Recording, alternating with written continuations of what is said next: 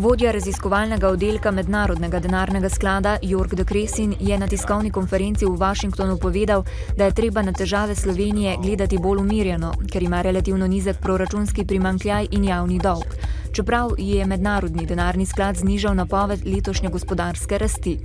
Po njegovih besedah je sklad pred pol leta Sloveniji napovedal krčenje gospodarske rasti za 0,5%, sedaj pa za letos napoveduje nazadovanje za 2%. V Državnem zboru je bila javna predstavitev mnenj o plagiatorstvu, ki naj bi med drugim odgovorila na vprašanje, kaj je plagiat, pa tudi ali so metode ugotavljanja plagiatov in sankcije primerne. Na vprašanje, kaj je plagiat, ni jasnega odgovora. Tudi natančnih podatkov o številu plagiatov pri nas ni. Jih pa ni nič več kot v drugih evropskih državah, je poudaril rektor Ljubljanske univerze. V 4 letih so odvzeli znanstvene naslove enemu doktorju, enemu magistru in 4 diplomantom. Postopki ugotavljanja plagiatov in ukrepi so neustrezni, meni profesor Andrej Umek.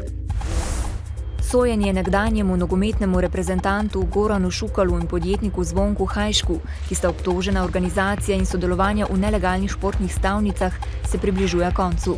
Danes so imeli zaključne besede tožilka in zagovorniki obdolženih. Tožilka tako za Hajška zahteva 2 leti in 3 mesece zaporne kazni, za Šukala pa 1 leto in 8 mesecev. Šukalo je sicer priznal, da je sam igral športne stave, vendar pa pri tem ni imel koristi, kvečjemu izgubo in danes to obžaluje. Nikakor pa ni sprejemal stav ali skrbel za plačilo in izterjavo stav.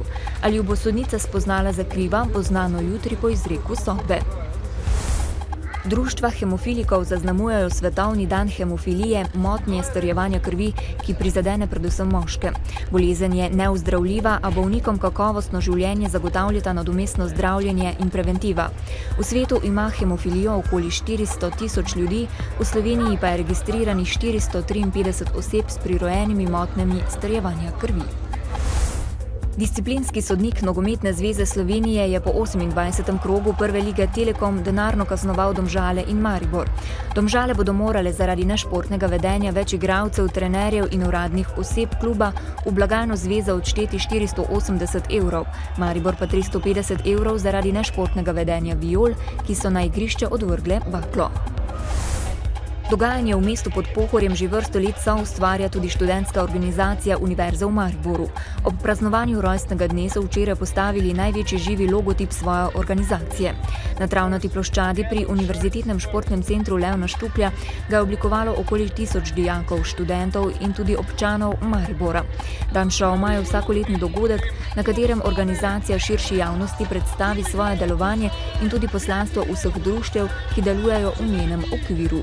Društva so se predstavila na informativni tržnici. Jutri bo precej jasno, najnižje jutranje temperature bodo od 3 do 10, najvišje dnevne od 22 do 25 stopinj Celzija. V petek se bo po deloma jasnem začetku dneva od severa začelo oblačiti.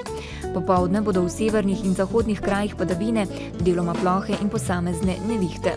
V soboto bo oblačno, občasno bo rahlo deževalo. Občutno hladneje bo, zapihal bo severovzhodnik.